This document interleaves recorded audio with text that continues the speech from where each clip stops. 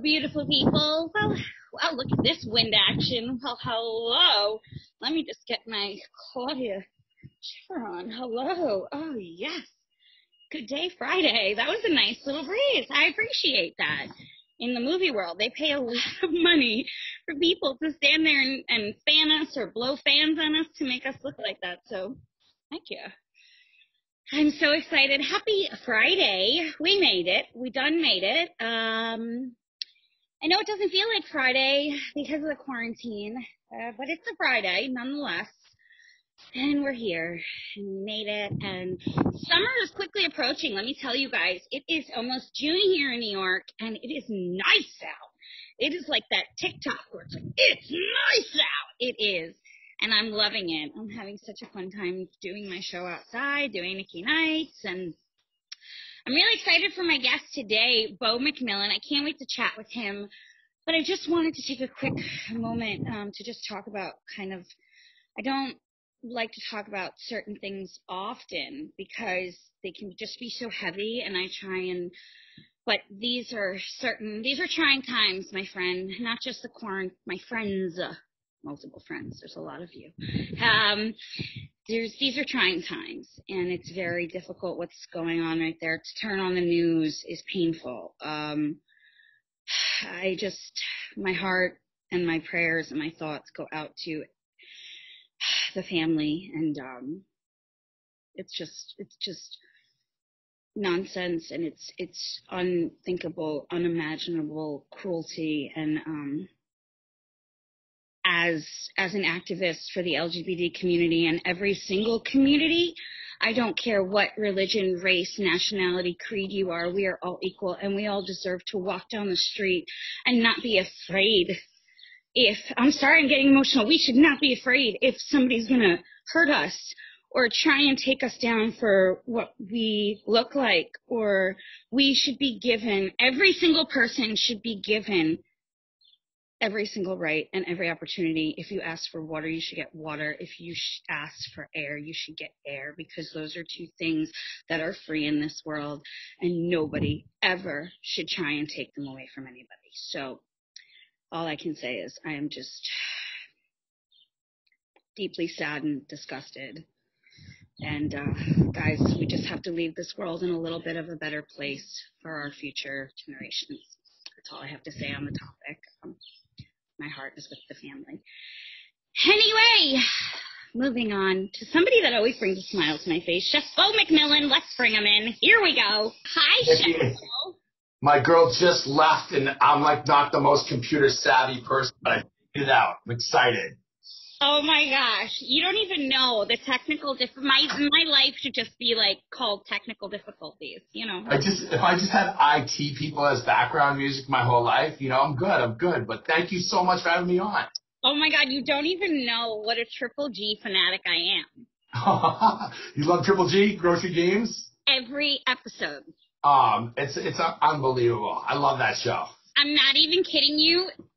2 relationships ago, all I did, that poor person, I just Netflix, Triple G, every single date night. Yeah, the pandemic too. I mean, I'm telling you, with everybody staying home and stuff, I have gotten more tweets and more responses, and the rerun shows. In fact, I was on yesterday with Guy. He's doing something really, really cool, just like you. He's doing a diners, drives, and dives, like the Triple D. He's doing he did a celebrity chef edition yesterday on Zoom. So we got to actually ship him a package to cook. He cooked it live while the chefs were all watching and bantering. It was a blast. I've seen his show with Hunter where he's like going back into the episodes of Triple G. Is that what that is?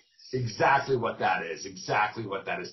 Love it too, because I'm one of the lucky guys. I hooked up with Guy, I think, back as an OG, one of the originals on Grocery Games. But the show's been so great. But I've kind of watched his family grow up and the way he is, and to see Hunter now, like, just following right in his dad's footsteps. I mean, and Hunter's no joke. I mean, he went to school. He worked in the kitchens that Guy did. He's paying his dues. Guy's not going to give him a free pass. There's no way, And he's killing it. And it's just been so awesome. I love, my life has been built around food and building that relationship one dish at a time. And it's just brought so many great things into my life.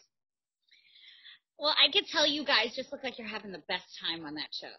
No doubt. I know there's probably a lot of like nerves and anxiety. I can't even imagine the amount of pressure.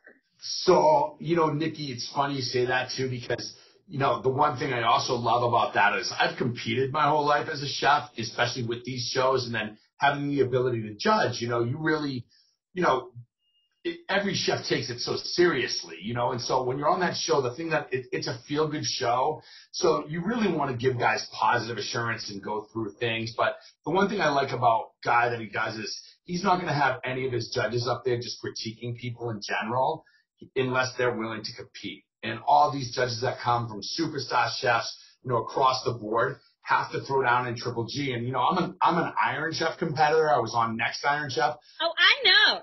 Some of these competitions, Nikki, like seriously, on just grocery games alone, I've literally been like, you've got to be kidding me. You've got to be kidding me.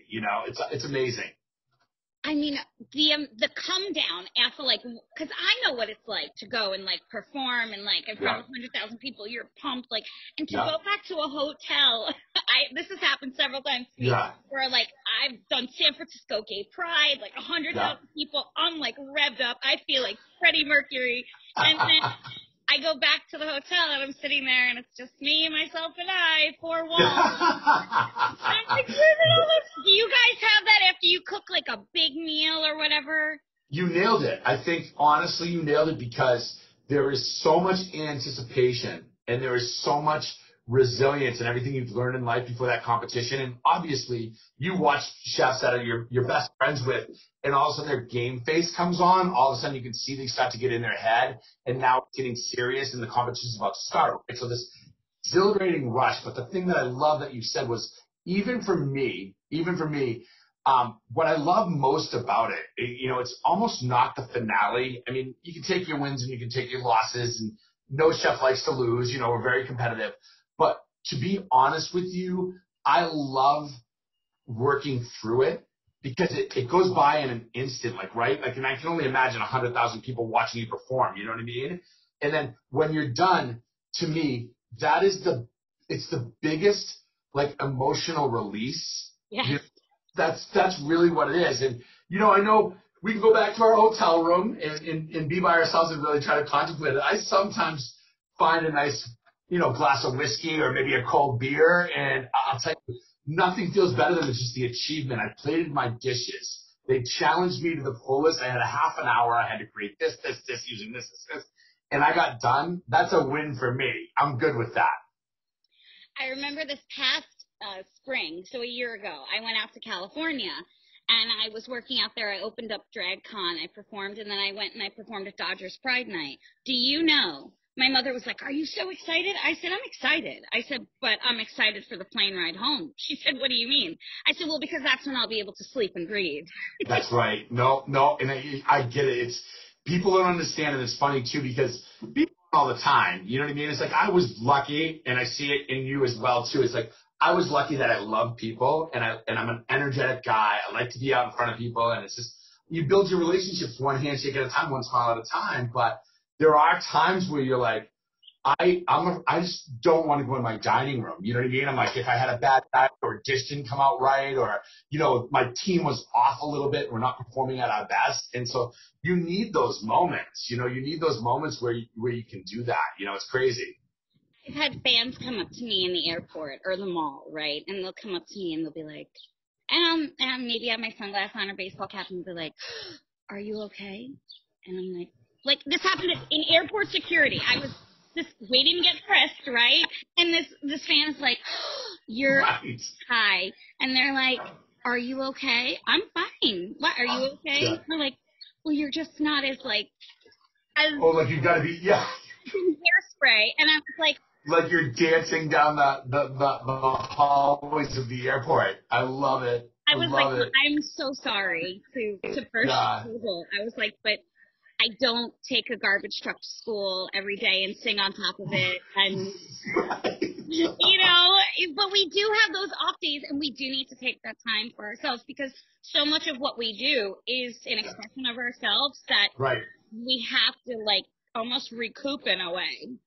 Yeah, no, and you segued me in, even with this whole kind of tragic thing that's happening around the world right now, and in the hospitality industry being hit and restaurants and all that stuff, to me, the silver lining for it was, I have 5 children at home that I don't get to spend a lot of time with and certain things like this. So like I was off for about 3.5 weeks. Thank goodness I got back to work early and all this stuff. But like being at home and actually waking up for the first time in my life in a long time where I didn't have anything to do was a blessing. Like, except for bond with my kids. And I did that through food and cooked every day on my green egg. And, what's funny is the best part about it was for me, I have a 17-year-old son who's kind of figuring out what he wants to be in life. And he came back to my wife and he's like, Ma, I think I figured it out. I want to be a chef. And I was like, okay, it's time for Dad to get back to work. I'm not like, that's not happening.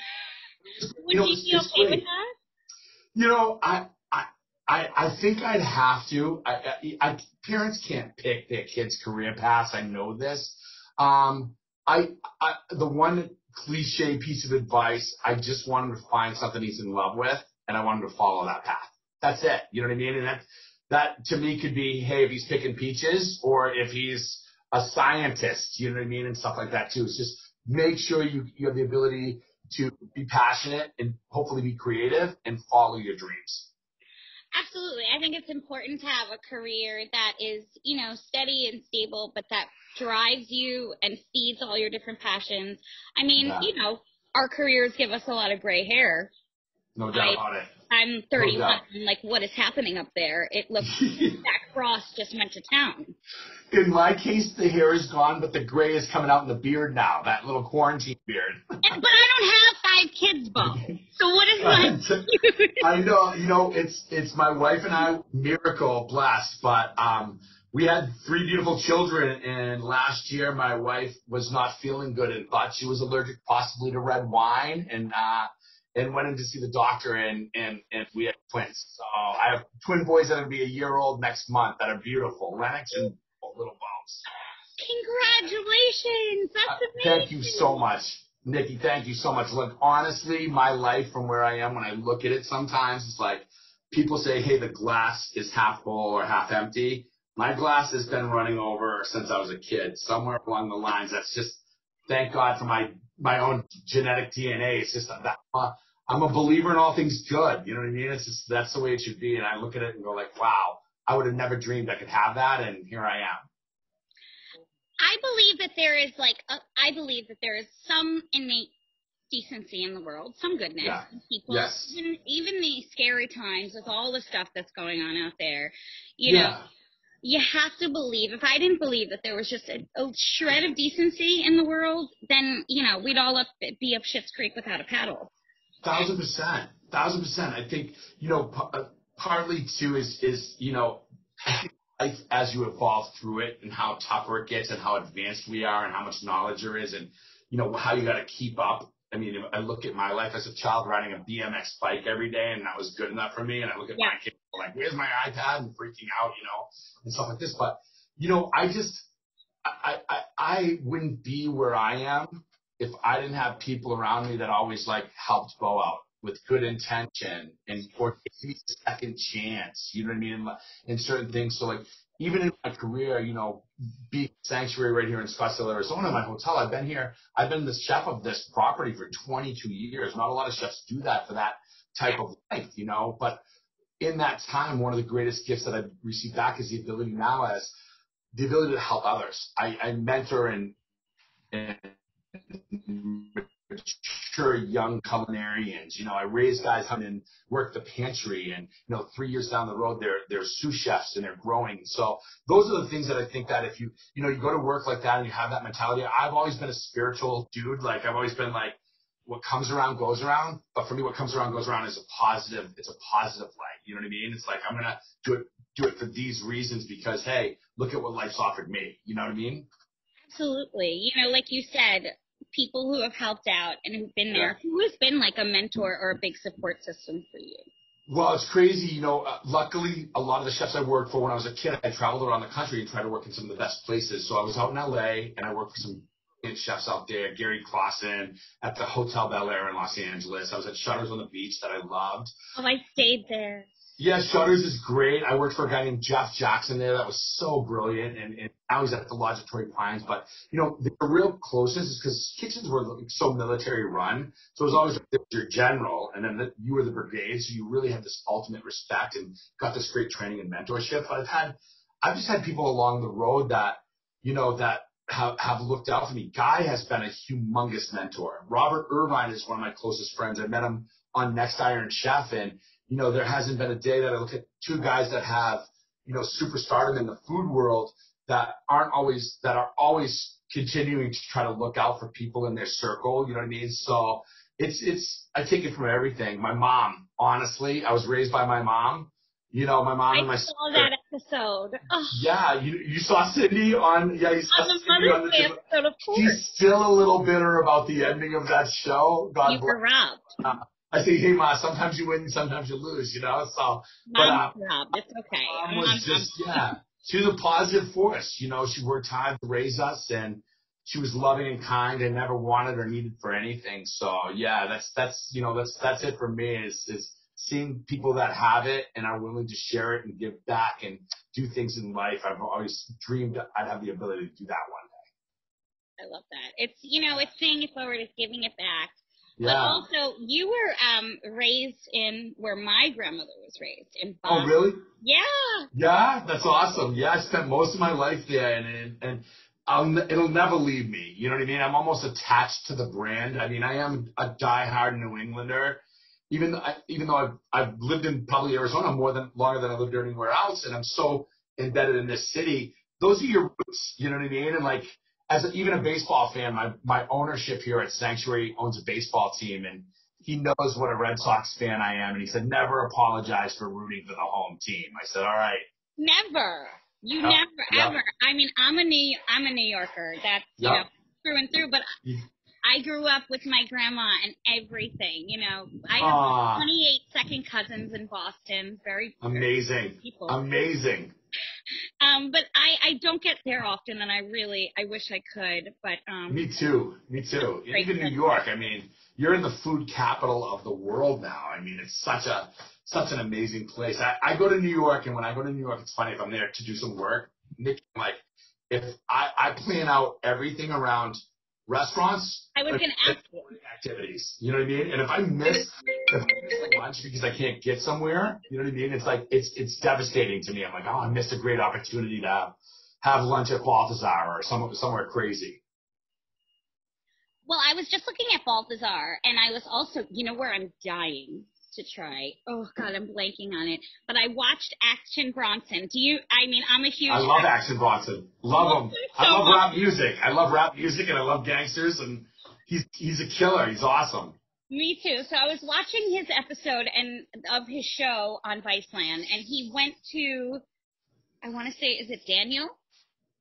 Daniel Boulud's place. Yes, where he had this pressed duck that he went on Oh, about. Daniel Boulud. He went to Daniel Boulud. That's right. Yes, legendary. He's one of the best chefs in the world, hands down. I've been there. I took my wife there maybe 15 years ago. One of the most amazing experiences I've ever had. Have you been to the Dead Rabbit yet? I have not. So I want you to check out that cocktail bar. It's down in the business district, but it's called the Dead Rabbit. It's owned by two Irish guys.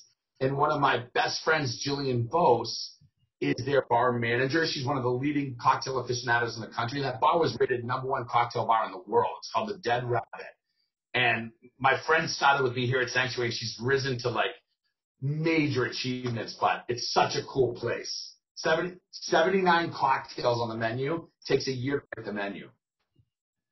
It's insane. That sounds amazing. Can I tell you, I need to go because I have mastered a few things in my life. Finding my drink has never been one of them. I am a bartender's worst nightmare. I walk in, her what can I get you? I'm like, do you have a menu? They're like, oh.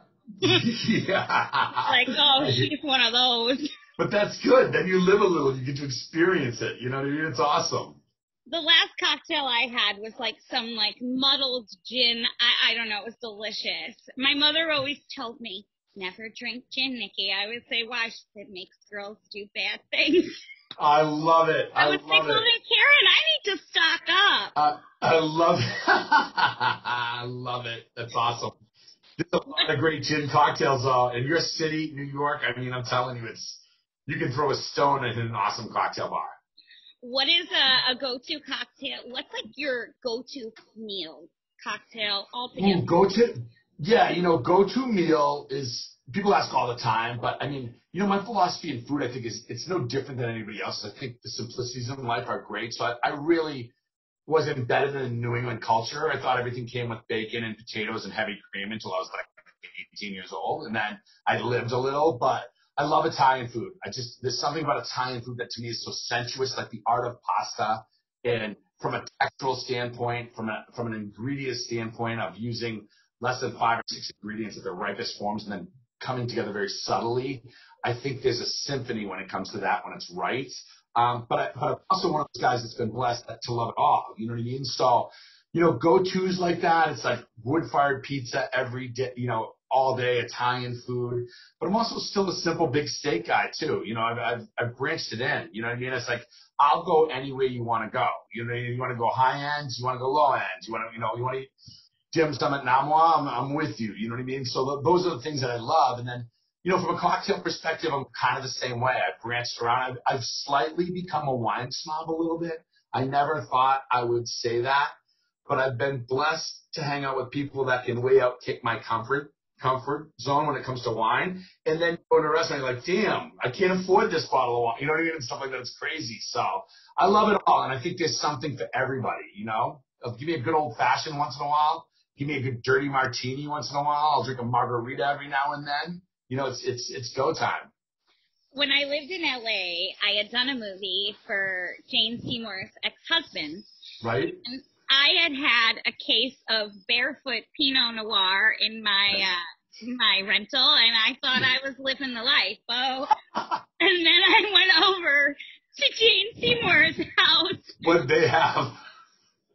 No barefoot on the list? The only thing that was barefoot was me when I took my shoes off when I went to the store. I was like, the bottles were so fancy. I was out of my seat. So far from my league. People ask me all the time about wine pairings when I'm doing demos or cooking and all this stuff. And I said, look, Nikki, to me, even in food, there's no wrong or right? Because we all have our own flavor print. We all have our own taste. And that's something that's emotionally, sentimentally, and just grown through and all that stuff. So I'm a believer in good and bad in food, but not right and wrong. But with wine, when people ask me all the time, what should I pair or my answer is purely just get something expensive. That's all. Just pay double what you would normally pay, and you're not going to go wrong. It's going to be good. Yeah, and if it's not, you're still going to get buzzed either way. So it's a double win. It's a double win. Yeah, it's a double win. What's one of the greatest challenges on grocery games for you? What's been like one that you just do not enjoy? Yeah, from a challenge perspective, I will tell you, he throws so many curveballs at you even during competitions. But I was on a show recently, and I think I was up against Antonio LaFossa and Richard Blaze possibly. And, Guy, he's got his wheelhouse of where chefs are at and what they're capable and certain things like this. And I had to do a show versus those 3 contestants where I had to make a 3-course meal. I had to shop for my ingredients. I had less than 5 minutes to shop for the ingredients. And then I had 30 minutes to cook 3 courses. And in that shop, you could not go back to the grocery store. So he gave you a minute to think about what you were going to build. And this is no something in the mail a month ahead of time. That day you're standing on a cart 3 seconds before guy says go, and he gives you the challenge. And it's like, boom. So the intensity and the fuel and the energy and everything, you really truly live for it, but then you go why am I doing this? You know what I mean? And stuff like that too. Nikki, that was to me, I got done, and that was a bonding moment for me and Richard Blaze. We were always kind of buddies, but from the show perspective. But when we went through that together, we were like, okay, we were in the same foxhole, Yeah. It was literally, I remember trying to contemplate all my ingredients. I shopped for them all. I didn't forget anything. I got to my car. I had like 29 minutes to cook, and I had to cook. And I literally looked at the station within the seconds, stopped the clock, and I plated 12 dishes. So I got the ingredients, cooked the ingredients, and plated 12 dishes in a half an hour. It looked like a Mack truck ran through my kitchen on the stadium. But that day when I finished, I said, dude, there is nothing I can't. Like, there is nothing if you just persevere and you push yourself through. And that's, I always get that. And tell me if I'm just curious, right before the big performance, right before, isn't there something inside of you that just says, Nikki, just do it? Like, you just gotta do this. You know what I mean? I'm gonna tell you something. This is what you're supposed to do. You know what I mean? It's crazy you say that. Yeah. My mentor, I always talk about her. She's my mentor, Dr. Levy. She's everything to me. She taught me everything in high school. And she used to say to me, before a show, I'd be like, oh, Doc, I can't do it. I can't do this. And she would look at me and she'd go, Nikki, just go do it. Yes. And I'd be like, yeah. Okay. And when we got to this, we had a big read-through of Hairspray, and we're all sitting there. It's like every single person in the cast, production, like over 1,000 people in the room. And I'm like, of course, the first song is Good Morning Baltimore. I'm up at bat. And I'm like, what would Dr. Levy say? Just go do it. Mm-hmm. And when people ask me, how did you get through Hairspray? I just did it. I don't know. You just do it. When it's in your soul, just. Yeah.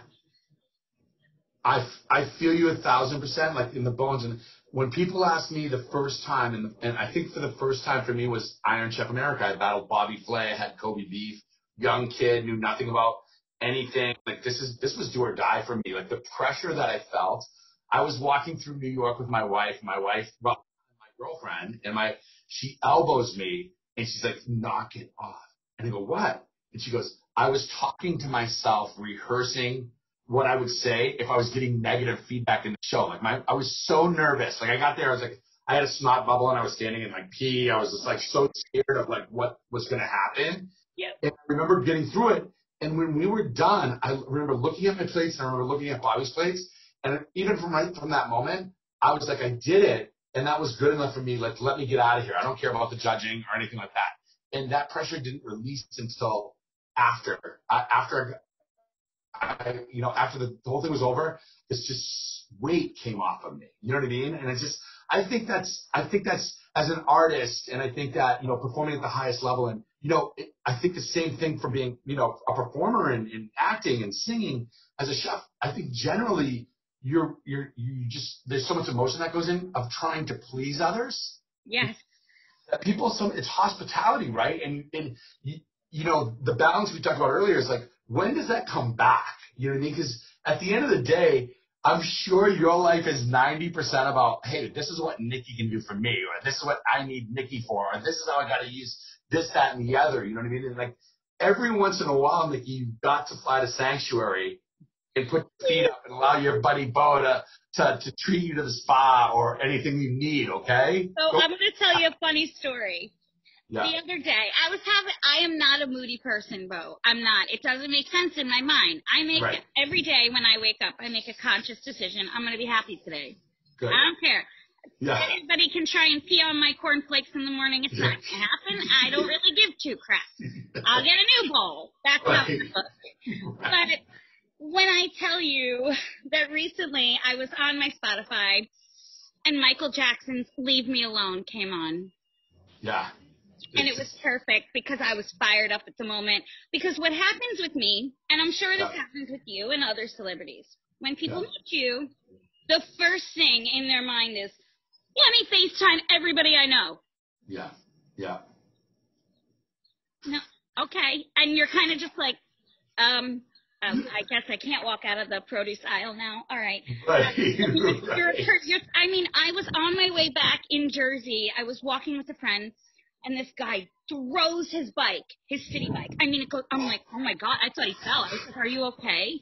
And he goes, it's you. And I was like, I mean, he was so sweet. But and the first thing he did was, can I FaceTime? Can we make a meme? Can we Insta? Yeah. We did it all.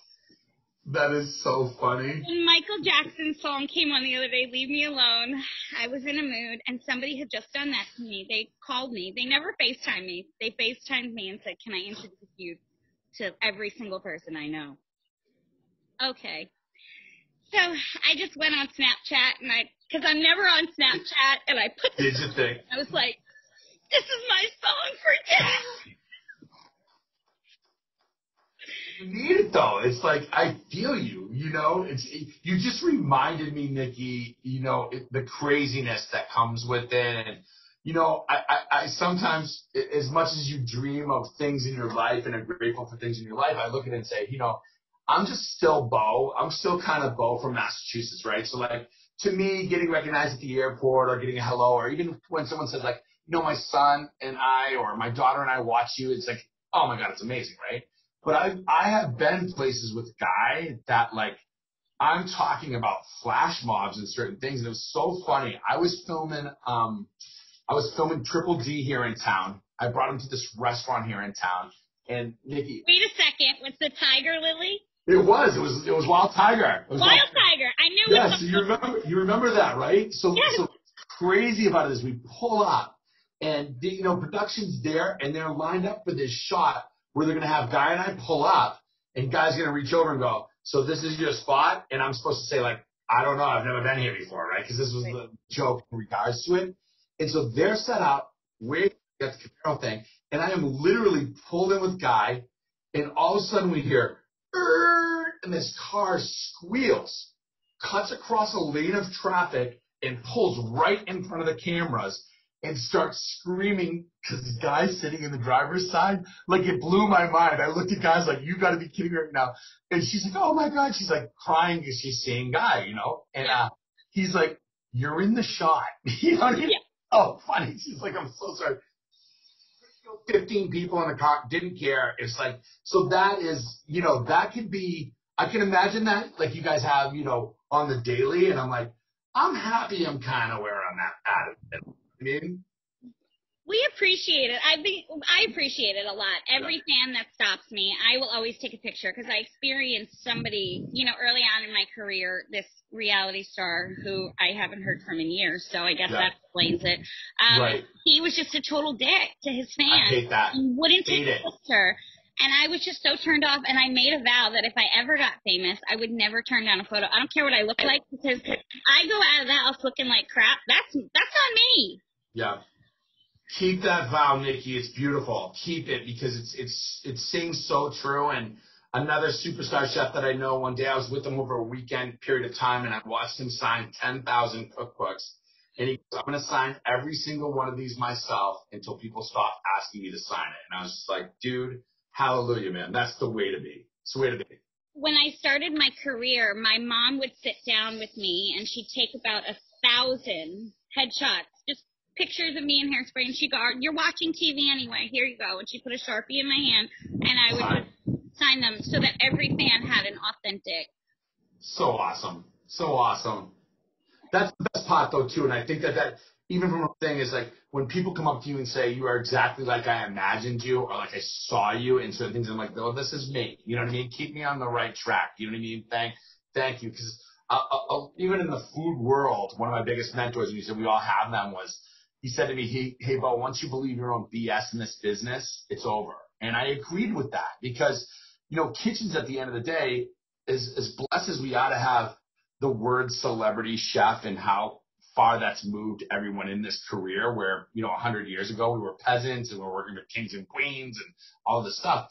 It's a blessing, but you need 50. I have 50 guys here at Sanctuary. My kitchen has 30 guys that all doing a job that's like equally as important to making the success of the food and the service and everything. So it's like, I knew that. And I thought, like, even with Iron Chef that day, after I won the Kobe beef, my boss came up to me and he goes, you have no idea what you've just done. You have no idea. And I was just like, I didn't. And I knew it was something big, and I knew it was going to change my life. But I knew right then in that moment, it's never changing me, ever. You know what I mean? It's like, I'm not going to be that guy. Egos, and there's no place for it in a kitchen. Even though they're there, you know what I mean? It doesn't do anybody any good whatsoever. I'll tell you a funny story. Hairspray had just come out, and New Line Cinema said to me, well, Golden Globe nominations are around the corner. I said, okay, that's great. Like, what does that mean for me? And they were like, you're going to get nominated probably. And I was like, yeah, all right. And so they said, you're in New York, right? I said, well, I'm going to Canada. I had to go to Toronto because I was singing. I was singing with the Dallas Gay Men's Choir. And so my coach flew down there with me, but I went up there to rehearse first, and they said, but you can't go anywhere. It's the Golden Globe nominations. I said, I have work to do. So I went up, and I remember sitting there. I had my hair wet in a bun in my pajamas, and there was a knock at my door, and it was this woman who had done like all our behind the scenes. And she said to me, can I film you finding out you got nominated? I said, no. It's amazing. I said, no, why would I do that? That's torture. Don't get nominated. I said, I want to watch it back. And then like 2 minutes before I went on, before it happened, I said, you know what? If I ever have a kid, let's just say. Yeah. Let me have some type of proof. 100%. So I did it. But I remember sitting there, and I knew that was, they were like, when I heard her say my name, somebody called, I was watching, and we were all freaking out. And when I heard my name called, somebody texted me, and they were like, congratulations, now your life has changed forever. I said, no, it's not. I said, now the work starts. Now is my time to prove to the industry, guess what? You guys let me in. Now it's my turn to prove that I get to stay. Somewhere in the bloodline, if we go back far enough, there's a relationship here. Like, we might have the same thing. Like, it could be great. But, that's real, because even in that moment, and you just said that to me, it takes me back to knowing, holy cow. And he said, you have no idea what you've just done. And what I had just done for myself was create a perception of what I could be, and where I was in my life, maybe not where the perception was. So I was the same thing. Now the work starts. Now I got to live up to these expectations. Now I got to deliver. And gut wrenching, you know what I mean? But amazing at the same time. Yeah, good on you. You deliver. I watch on that show. What's one of your favorites? So I watched the Burger Battle. Oh, wow. Is that the deep fried one? Yes! With the sticks. I was like, that thing you had like 2x4s in there. I was dying. You were holding it together. I'm telling you, I have like sometimes the culinary because half the time I'm like halfway through the show and then guy says something, I'm like, are you kidding me? I want to quit. Like, you know what I mean? I'm not doing it. Like, I was on a spicy episode and I felt bad because I hated it, because I was like, I love cooking food with spice, but like they wanted us to absolutely murder the judges, and it was Aaron May and my buddy Carl the Cuban, God rest. Cuban was amazing, and I'm just like, guy, I can't do this to these guys. I don't want them to be in pain. I don't want them to suffer. You know what I mean? Stuff like that. So like, you deal with that, but I think the burger thing, when he said deep fry it, I was like, all right, you know what? I've got an American restaurant, works with Asian accents. I do a lot of tempura stuff. He wants a deep fried burger. This is what he's getting. And I put it together. But I remember, Nikki, I cut it. When I cut it, I stacked it, doubled it up. But the beef was so perfect. Like, it was just like, it was like Iron Chef. The culinary gods shone down. I was just like, nobody's taking me today. You know what I mean? I felt that confident. It was awesome. It was perfect. And you mentioned Carl the Cuban Ruiz. Carl was a dear friend of mine. I'll tell you a story. I was in Nantucket, right? I was up there for the Nantucket Film Festival. And, we have to eat when we land. And sometimes we don't know where we're going. And, okay. So I said, I'm staying at the White Elephant. I called up Carl, and I said, they just sold me like a $45 burger, and it's a hockey puck, and I can't eat it. I took a picture of the bacon. I was like, what is this, Carl? And he was like, I know. Throw it out. Throw it out. Yeah. His question was, do they have a dessert menu? And I said, yes. It's so awesome. I had a short window with that guy. I tell you, the impression he made on my family and I, and the type of character he was and what he spoke to. I mean, people think about like legends and funny and fun like you had. Like Carl, I still think of him quite often. I can't erase my text messages or my things, because he brought out the best in everybody. And he was so he was so good and so natural and so Jersey. And I tell you, I've laughed. I've got stories that I will never tell, ever. You know what I mean? They're just for me. I'm not selfish with them, but. No, you have to be. Yeah, I had some great times. And, you know, one of the things for me, sadly, was everything happened so quick. I wanted to pay my respects, but I could not get to Miami. So I couldn't either. Yeah, I was in New York at New York Food and Wine, and I brought 30 chefs into his restaurant, and I spoke to his team, and I celebrated him that night. They had music playing, and I spoke to all the guests in the restaurant with a few chefs because they were like, what's going on here and stuff. And, you know, anything I think that Guy has done to really preserve his image and what he meant to the food world is pretty special for such a tragedy, you know, such a tragedy. Yeah. He's the best. He was one of those guys that you truly know that he would have wanted you to smile and celebrate. Yeah. His life. So as in honor of Carl, I'm just saying we're dedicating this episode to him. I'll put it in the description. This is for Carl. We love you, buddy. Pinkies out. Pinkies up and pinkies out. There it is. That's the name of the episode. Pinkies out. I love it. He's the best. He's a legend. Yep. You got that. No doubt about it. Yeah. Yeah. Awesome. So you are at Sanctuary. Where can we keep up with you? So, you know, honestly, my stuff right now that I'm doing is I'm doing a lot with Guy, and I'm still continuing. We just shot a show yesterday, mostly Triple G stuff. And then, you know, ultimately, I'm kind of new to the social media world. Like, I haven't been on Insta that long, but I'm getting a little bit of my game going and Facebook. And, you know, one of the things that I'm most proud of, honestly, Nikki, is about 3 years ago, I put together a culinary event called Nirvana Food and Wine. And please check it out online, you know, in comments. It's incredible. But Nirvana really was about celebrating food and wine with people who love to celebrate food and wine. It was like, you know, 20 years of my life traveling the country and showing up events and all this stuff. So we had the right makings of praying this was going to work. And I hustled to raise some money through sponsorship to make this thing happen. And it just exploded. I was in my 4th year this year, and literally it was fast tracking, you know, and I'm hoping to become one of the most significant little food and wine festivals. I had everyone from everybody, Guy and Robert. I had Scott Conan here. I had chefs and winemakers and mixologists. Over 150 chefs participating. So, and the events are really cool. So like they're customized. So like I have a bougie Sunday brunch called Rosé Partay that's hosted by the Bella Twins. You know what I mean? And nice, I do an event called I did an event called Wood Wine and Wagyu, and that was like cooking over open fire and tomahawk steaks and real cowboy-esques. And I bring in my country music buddies from Nashville to perform, you know what I mean? Stuff. So there was kind of something for everybody. And I had last year I had Rob Riggle, and I had Kurt Russell come out. Kurt Russell's a winemaker who's phenomenal, and Anthony Anderson the year before. So I just felt like there's a connection we all have from, you know, the two things in life that you need are food and beverage, you know what I mean, and stuff like that. And we put it together for a 4-day weekend at Nirvana Food and Wine. So I've got you on my list to come out here and celebrate with us. It's such a cool experience, and I know, you know, you love chefs and have a great relationship with what happens in that world. So come and enjoy in 2021. We're putting it back together in April. I would love to. You know, I got a performance for you if you want. I got it. You are the best.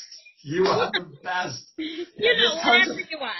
I love it. Well, seriously, that's what's so funny is I had one of my biggest supporters is a guy named D. Vincent Williams, who wrote a lot for Rascal Flatts and James Otto and all those guys, you know. And he comes out and performs, and Clay Walker happened to be in town. So Clay Walker, another country music singer, he gets on. This year, I was actually talking to Nick Jonas. Nick has got a new tequila out with John Barbados and stuff like this. So it's just like, look, we do it. And what's great about this is, and I think, you know, from some of the chefs' perspective that come is, it's not a 4-day festival where you got to work every day, you got to hump. Like, you're staying at a luxury property, and I want people to come out here that work like this, do one event for me or whatever, and then enjoy Sanctuary, enjoy all the things that they have to offer. And it's really seemed to work. And like for me, my dreams, like Kurt Russell even. I met Kurt Russell at a dinner, and he started talking wine, and I'm like, hey, Kurt, let's do one at Nirvana. Let's do a master of taste. So we paid homage to winemakers. So I flew in 5 chefs from around the country, and each chef created a dish or a course for the menu that was inspired by one of Kurt's movies. Oh, that is so cool. It was so cool. It was like, so there's big events, and there's small events, high-end events, and casual events, but you got to come and see it. It's called Food and Wine. Well, I love that. I am totally there. Are you kidding me? And I know my publicist, Diana, is going to be watching this going, I'm there. All right. And Awesome.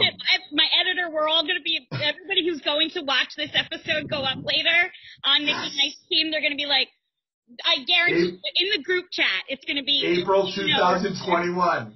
April 2021. I'm blocking you right now. Yes. Don't worry, girls. Everybody in our group chat, we're all going. Sam, Diana, Danny, we're all going. Amazing. Just don't even fret. I have a thing. So there's something, I love charity. I know you love charity, and I know you do a lot for No Kid Hungry. Mm-hmm. And my buddy Michael Ray, who's a brilliant country musician, him and I want to go to a Cold Stone, because I used to work at Cold Stone. No way. Yep. Love it. I think that's an Arizona company, right? I believe so. That's where I found out I got the part of Hairspray.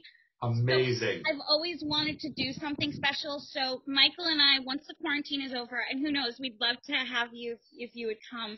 We're going to go, and for a couple hours, we're going to scoop ice cream for our fans. And he's going to donate all of his money to St. Jude. I'm going to donate mine to No Kid Hungry. And maybe Cold Stone will give some, too. That would be so fun. So the ex-CEO of Cold Stone is the governor of Arizona, Doug Ducey. Well, amazing. Let's blow this thing up. I'm going to scoop ice cream like I'm 16 years old for you guys. I love Cold Stone. That would be amazing. The peanut butter chocolate perfection, I think, for me is like my jam. Oh, yeah. I can't tell you that. There was one guy, it used to bother me. He used to come in and get a pistachio milkshake, which is fine. All right. Right. But then he'd have me put marshmallows and peanut butter in the milkshake and like pound cake. And I'm like, all right. You said the word here. You said adult guy. Like I order for my youngest, Kellen. He's like, I want gumballs, gummy worms, and gummy sharks. Like, you're 7. You can get away with rainbow yogurt or whatever it is, the blueberry, whatever, you can get away with that. But at 27, it's not working. I was like, I just wanted to know where the thought process was. Yeah. Like, what said, all right, that sounds good. I don't know. Yeah. What can you do? Yep. But I hear you. Everything you sounds good. Everyththing you make sounds good. Sanctuary sounds good. And I adore you so much. I got you when you come anytime. I adore you back. This was awesome for me today. Thank you so much. Hi to your family. Obviously, hi to Guy. I met Guy once I've told the story a million times to Justin Warner and to Troy Johnston. I met Guy at NASCAR. Yep. So excited. I was singing the anthem. He was the Grand Marshal. We went to a driver's meeting. We said Our Father. We held hands, saying the prayer. It was one of the best days of my life. That's so awesome. And then he said to me, I'm going to send you something to go, to have. And I was like, so excited. Maybe it's some food. Yeah. Perform. I give it my all. I go back, and now I'm going to get rewarded. And I said to the woman who was handling me, I said, did Guy Fieri drop anything off for me? And she said, oh, yeah. She goes, oh, that was for you. Uh-oh. She ate it all. What did he send you? Nikki was like, I think it was like some flank steak or like some marinated skirt. One of his marinated, yeah. Oh my God, that's hilarious. I would have called Guy and been like, Guy, my assistant jacked or whatever. That's so funny. I was devastated.